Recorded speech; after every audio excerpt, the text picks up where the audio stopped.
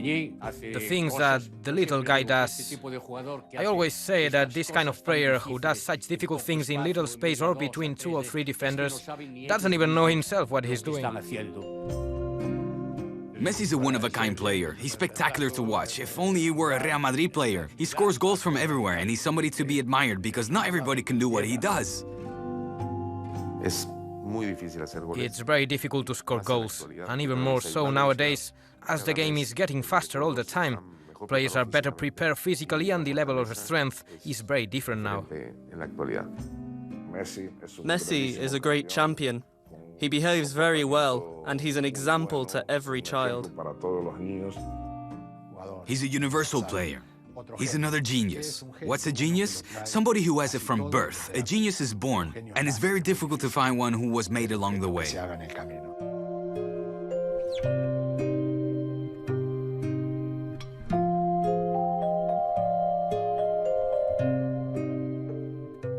El de goleador de la Liga creo que es un... The La Liga goal-scoring record is something very important and meaningful.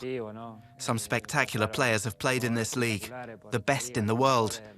And to be the highest goal-scorer in this league, with what La Liga represents, is special. I think that it's one of the nicest records that I hold. Más lindo que tengo.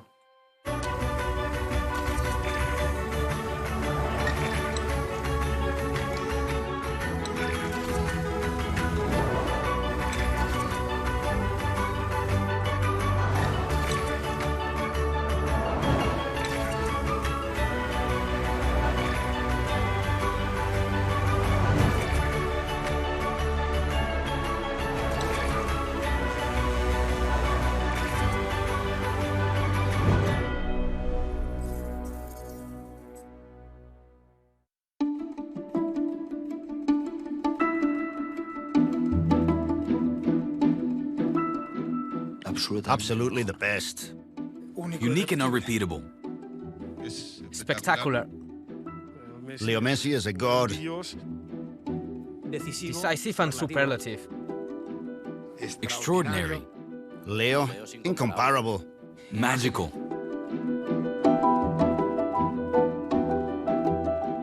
Miraculous.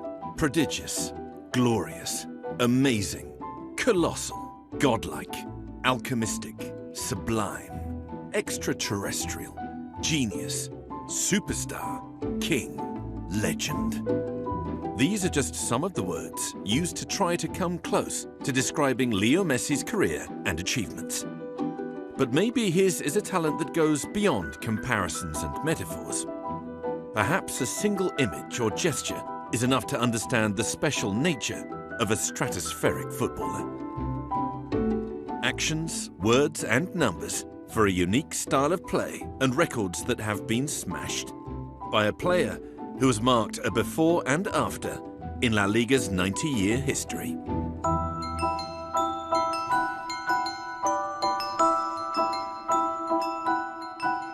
Nunca me obsesionaba el hecho de los goles.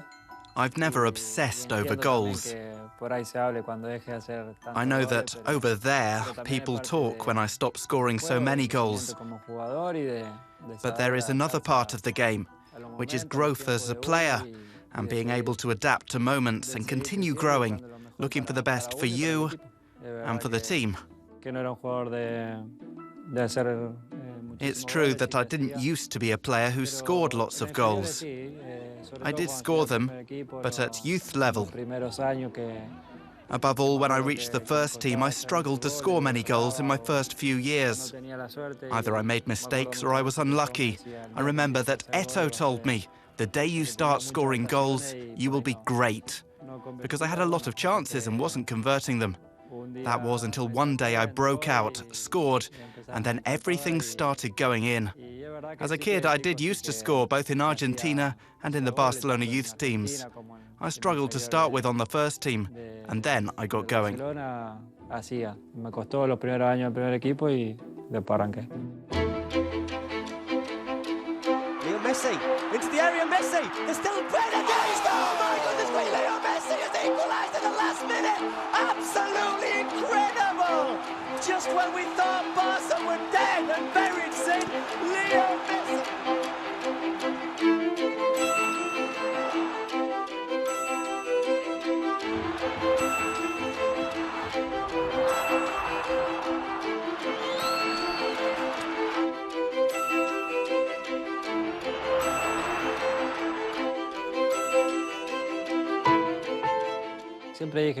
I always say that my best goals are the most important ones, not the prettiest.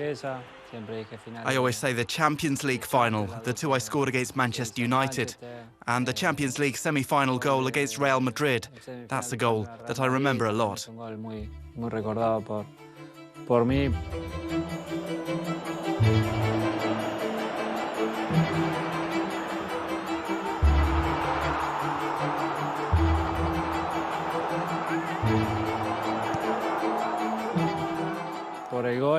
It's because of the goal and, above all, because of what it meant.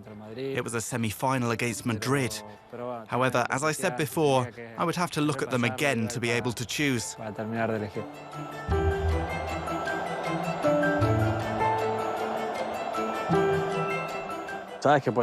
You know that the ball can come at you from all sides.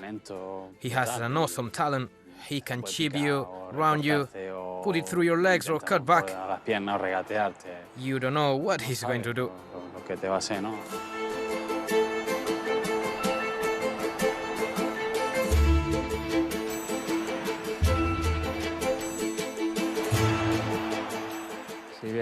Obviously, there's this one as well.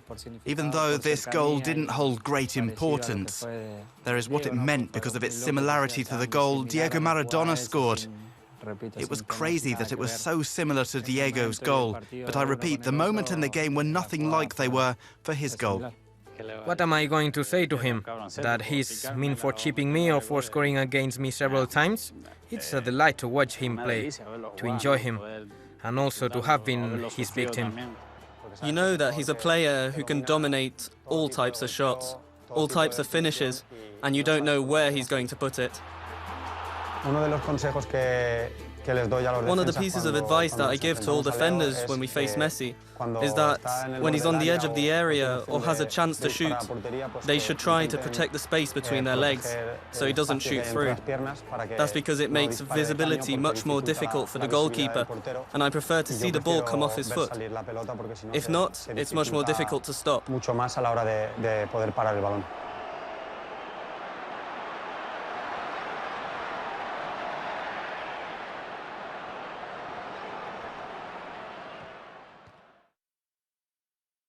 Potrero, or street football, is the great school of Argentinian football.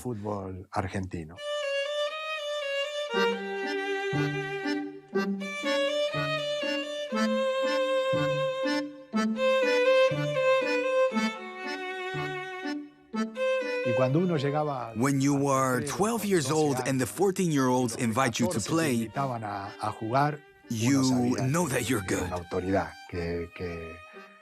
You've gone into the toughest place of them all and have been accepted by the older kids.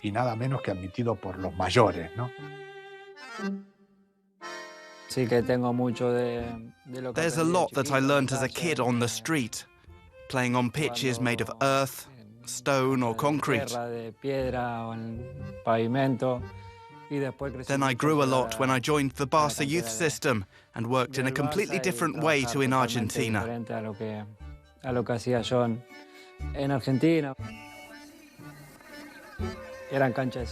7-a-side pitches that we played at in Malvinas, the Newell's ground. I was more of a striker, but it was 7-a-side, so you more or less had each player on different sides. I always moved around upfield or just behind the playmaker, where I felt comfortable even as a kid. Since then, I've operated in those areas.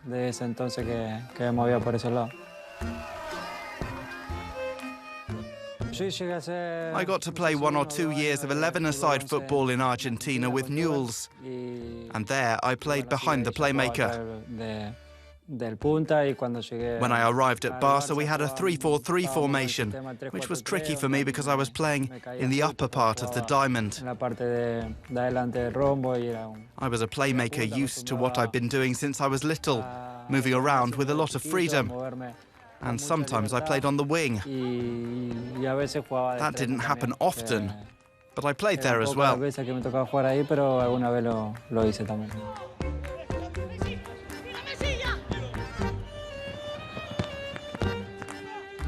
It wasn't easy. To start with, the first few months I found it a little hard to understand the way the Barca Academy approached playing football. I also struggled because I've been out for a while due to a paperwork issue. Then, when I got started, I was injured and spent a long time without playing. It isn't easy to arrive somewhere with such a well-defined philosophy as at this club and pick it up straight away. But it's also true that doing that at a young age is much easier.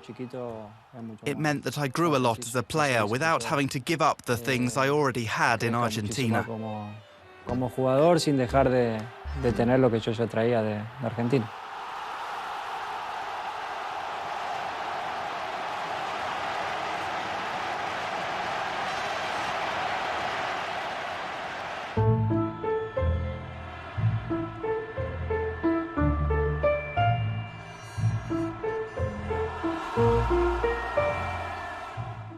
The reality is that I didn't have another choice, and I was put onto the right. Rijkaard played me on the right, which was completely new for me. I'd never played there before. I had to start off on that side, and I slowly got used to it. I was delighted because I was playing, and what you want is to play, wherever that is. I slowly grew fond of that position.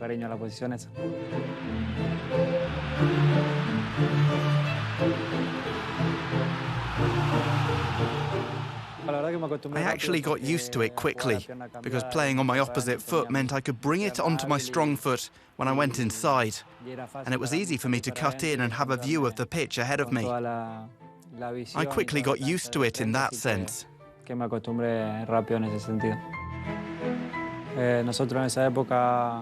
that time, we played with Juli, Samuel Eto'o, and Ronaldinho, and then I began to come into the side.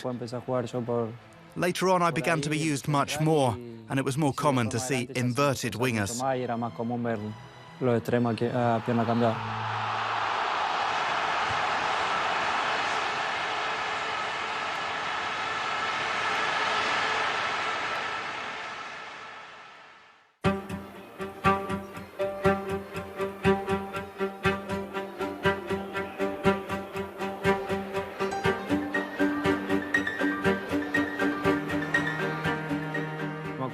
I remember that it was a surprise for me, because I was called up the day before the game, was made to go to Guardiola's office at the Ciutat Esportiva, and I was told that he'd been watching Madrid's games a lot, as he did with every opponent. He had been talking with Tito Villanova, and they had thought about me playing as a false nine.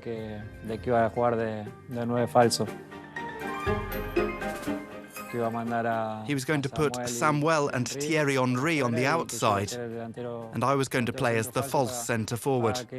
I wasn't going to stay there, but rather come out and join up with the central midfield. The idea was that Madrid's centre-backs would follow me out, and the two fast wingers that we had would go around the back. In fact, one of Henry's goals was like that.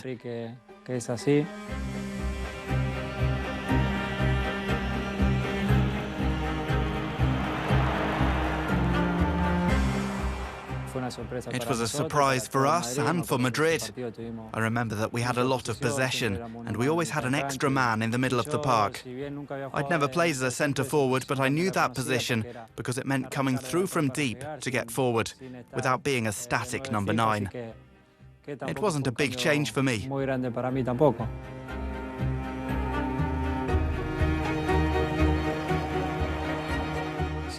I'd been playing on the outside for years, and so I knew what the position was about.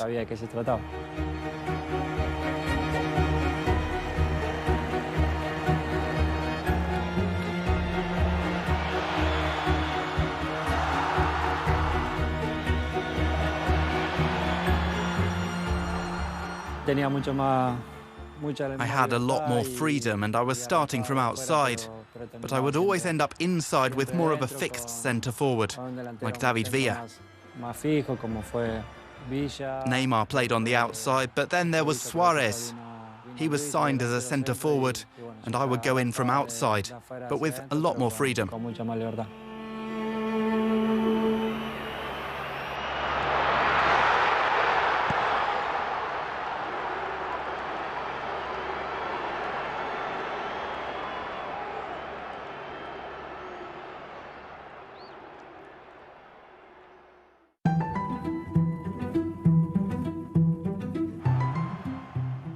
I felt a change on a physical level from when I started out to now, because I think that's automatic. You grow just like you grow as a player. You grow on the personal side and in your physique, and it all happened together in every sense.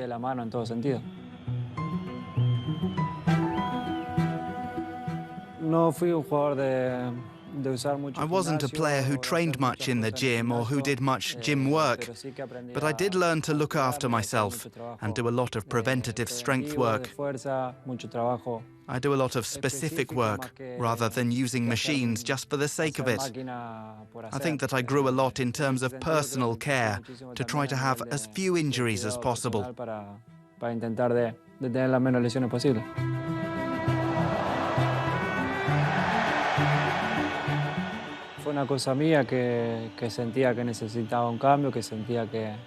It was down to me. I felt that I needed a change. I felt that I needed something more. And as always happens with older people, they gave me advice and ideas that I took on board, trying things out on my own and seeing what went well or didn't. As you get older and go through stages, you realize things that you don't see when you're young. At 20, 21, 22, 23 and 24, you can do what you want and your body doesn't feel it. From then on, you need to take special care because there are a lot of games. There's a lot of effort required, and your fitness doesn't let you off.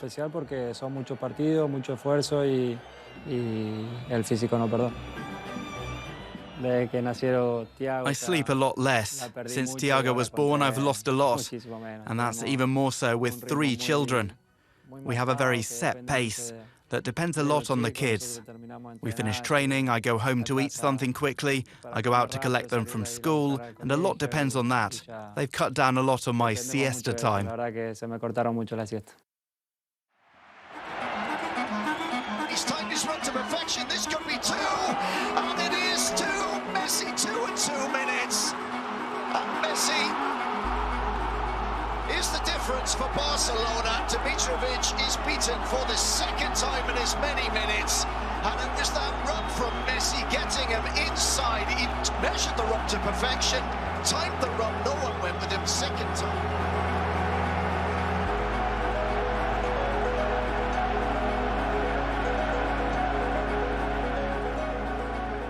If we talk about a second striker, that's Messi. If we talk about a goal-scoring centre-forward, that's Messi. And if we talk about a winger, then that's also Messi. He's a universal player.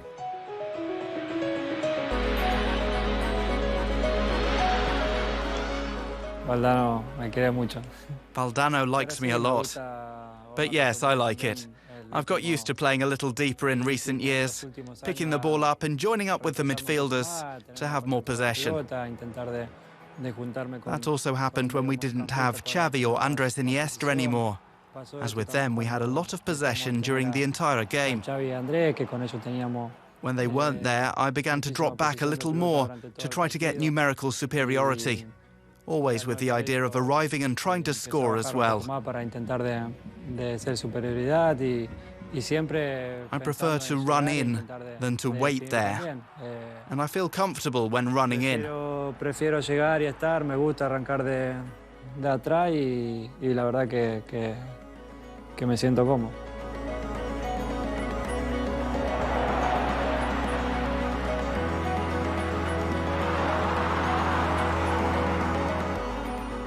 Xavi and Iniesta were 2 incomparable players who are very difficult to copy. or even to find someone similar to, but I watched them a lot, both when I played as their teammate and from the outside looking in.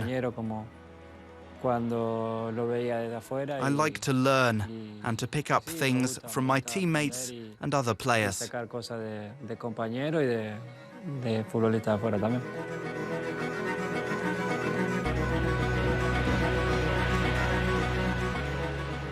As I said earlier, I'm playing deeper all the time, being a creator more than someone who comes in and finishes, and I think less about goals all the time.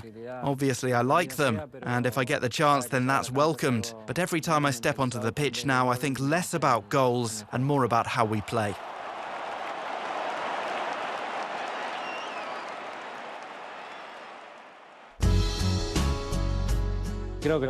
Nowadays, football is very tactical and very well studied. The majority of games see our opponents shutting up shop, not leaving you space and making it an ugly game. Before, there were more possibilities, more space, and more time to think. Now, everything is much more difficult, and there are much more tactics in every game.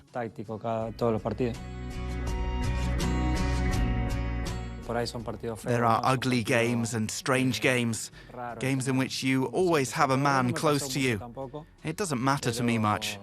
It doesn't bother me either, but those are strange, different games.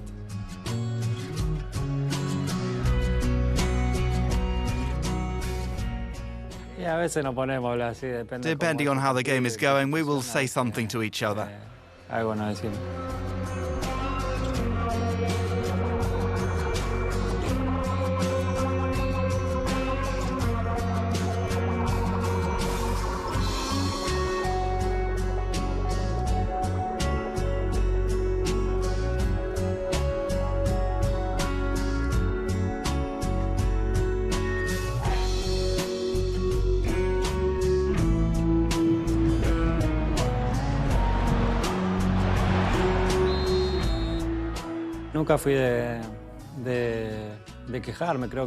I never complained about it.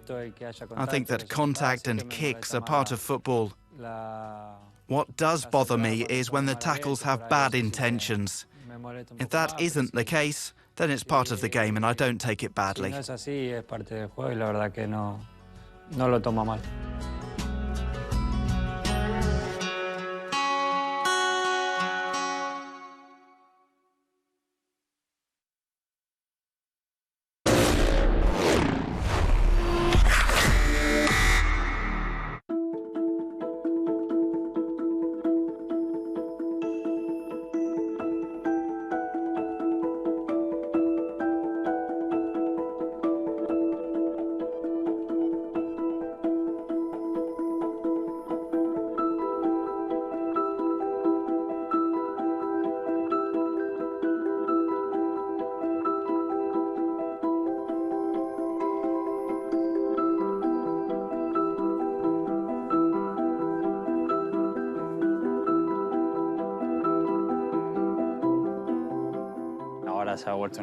Now he's become a set-piece specialist.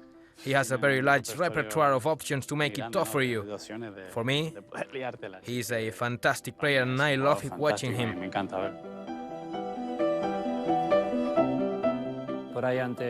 It's a little bit of everything. Before I got comfortable and took them for the sake of it. Of course, I tried to get it over the wall and put it into the net, but I did that without thinking.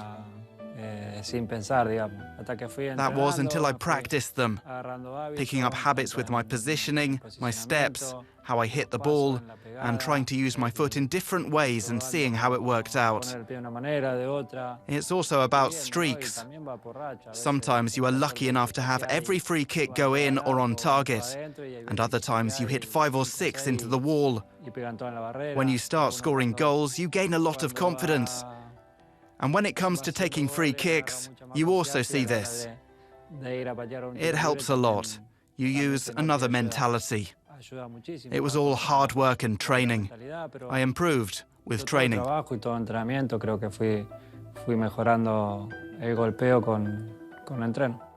He's been scoring a lot of free kicks recently, swinging the ball a lot and then tipping it down. He also has the shot under the wall and has sent it to the side of the goalkeeper as well.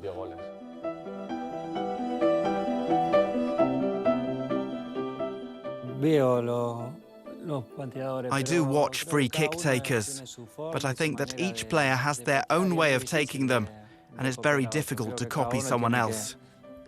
I think that each player has to do it their way and try what they feel is best. It's very difficult to look and copy. You have to train to see what is best for each player.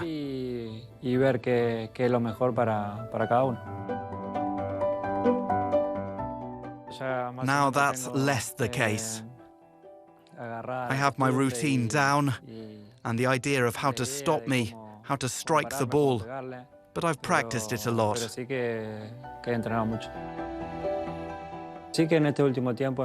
Recently I've looked at it again, above all looking at free kicks to see if there is movement before, if I should take a step out or not, how to react, and how the wall blocks. Now I study it a little more. I think that he has every resource. And on free kicks, the only thing you can do is pray for the ball to go wide. Before I didn't. I was hindered when it came to having to shoot or a one-on-one situation. There were situations in which things you've seen come to mind, and it makes you have doubts. Doubts make you go wrong.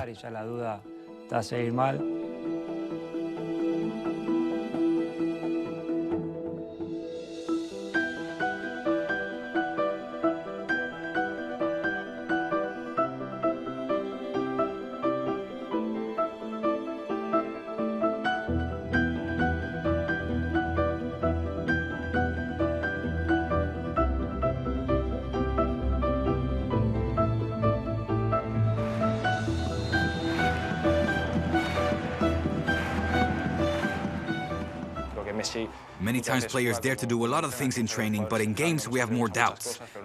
I think that Leo has the gift that lets him train and play in the same way.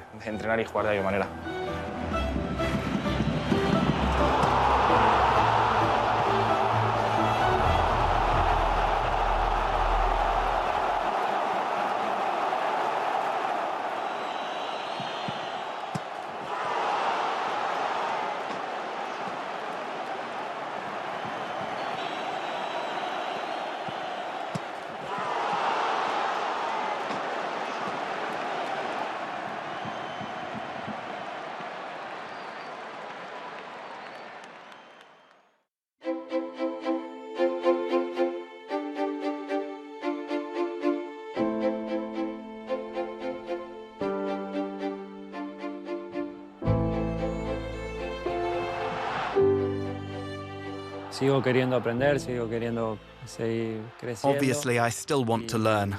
I still want to keep growing, and that helps me a lot. I missed a lot of penalties, and that bothers me. I want to improve it, and the way to do that is by training and also looking at the opposition. Just like I'm sure they study me. Knowing things about the opposition helps you to gain an advantage.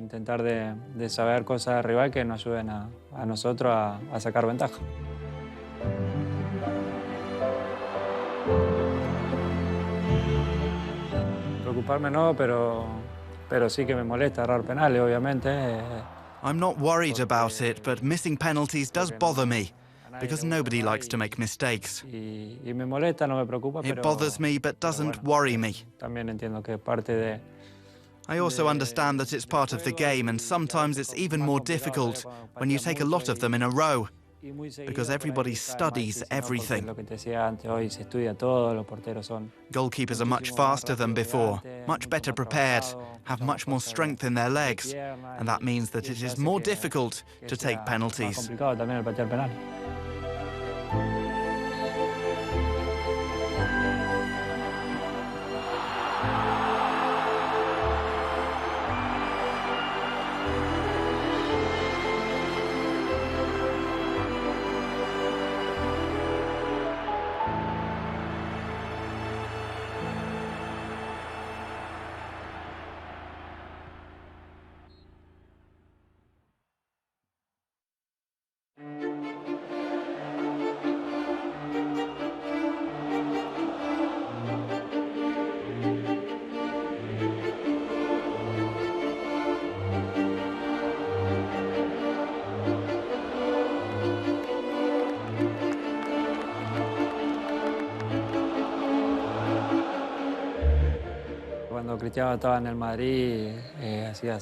When Cristiano was at Madrid, games against them were always special.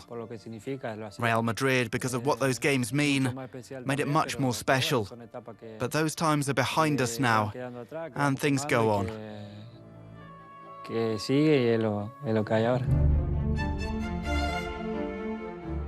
It was a duel that will last forever, because it went on for many years, and it isn't easy to keep at your highest level for so long, especially at those two clubs we were at, which were so demanding, in Madrid and Barca, the best in the world.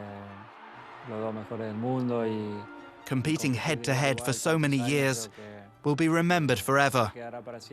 The sporting rivalry between us was very nice on a personal level. I think that the fans also enjoyed it, be they Madrid or Barca supporters. And those who like football will also have enjoyed it.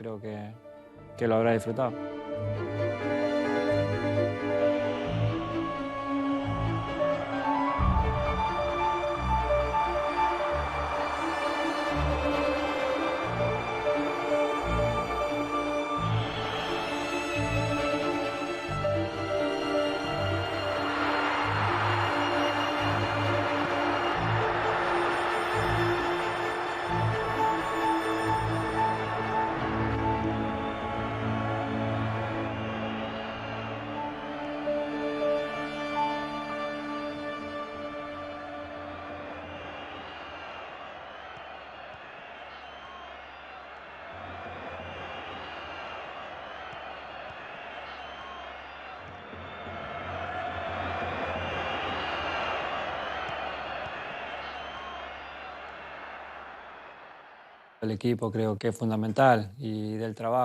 think that the team and hard work are fundamental. Any side without players of the highest talent can match or beat you with organisation, hard work, effort, continually helping each other out and not leaving you space.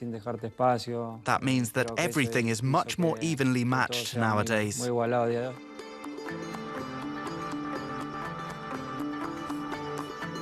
Rakitic, Messi. Oh my goodness me! You thought you'd seen it all. Leo Messi. No wonder he's. Look at his face.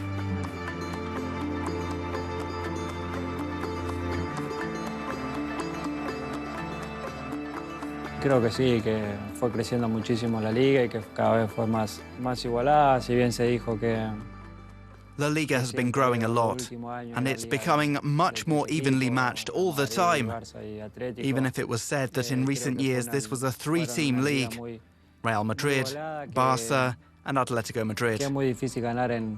There were very close league seasons, and it's very difficult to beat any team at any ground. Being the away side is tougher all the time, because the smaller sides are strong at home and see it as their opportunity to achieve their objectives, coming through, winning at home. It's becoming more difficult to win games all the time.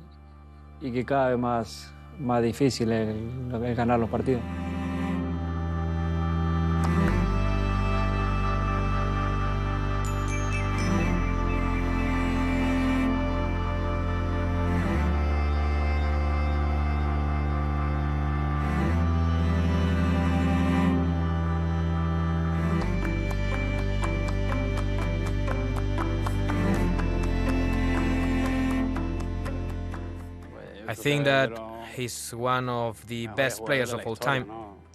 He's a hugely decisive player who can change a game at any time.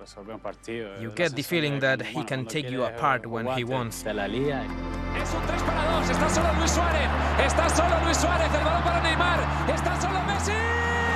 ¡Gol! ¡Gol histórico! ¡Por fin lo consigue Leo Messi! 252 goles, es el mejor jugador, el mejor delantero de toda la historia de la Liga.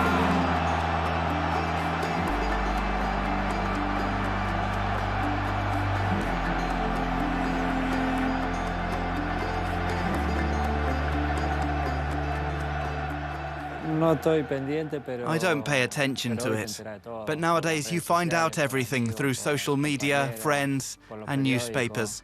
It's very difficult to not find out about it in the days before or on the day itself. One way or another, I find out. But I really don't focus or pay much attention to those things. There's a bit of movement from Barcelona. Messi wants it just past the last man. Messi brings it down. Messi's chip. Messi's goal. He brings Barcelona back in front. How he loves that little dink over the keeper. He's now Barcelona's official top scorer in official competitions. Leo Messi, a phenomenal 233 goals for Barcelona.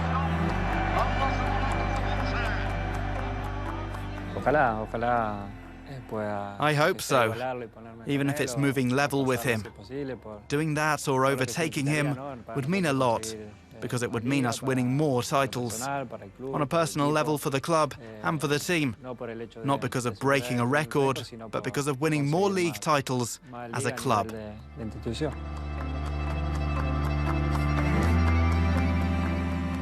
Messi? Well, you run out of words to describe Messi.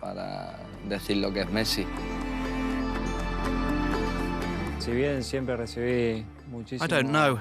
I always receive a lot of affection from every part of the world, and I'm grateful. But I always think that I'm doing what I like. I enjoy myself a lot, and that people can have their opinions and say what they like, both now and in the future.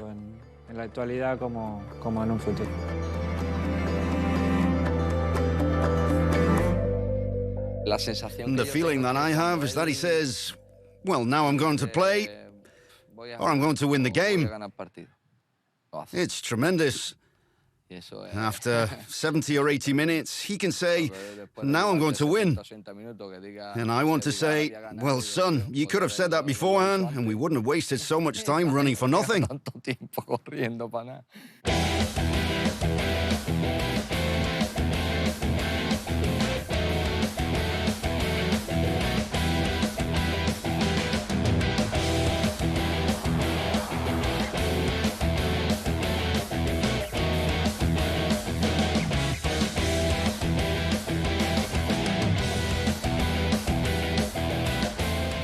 I always enjoy myself.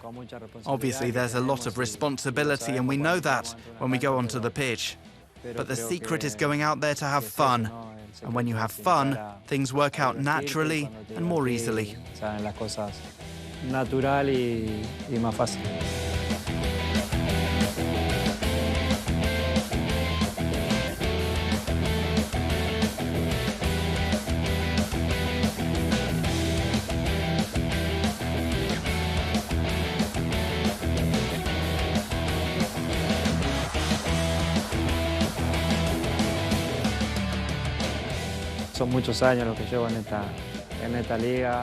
I've spent many years in this league, many seasons. I don't know if any other striker has been here as long as me. It's helped me to continue growing in terms of goals, and it's an honor to be part of the history of La Liga.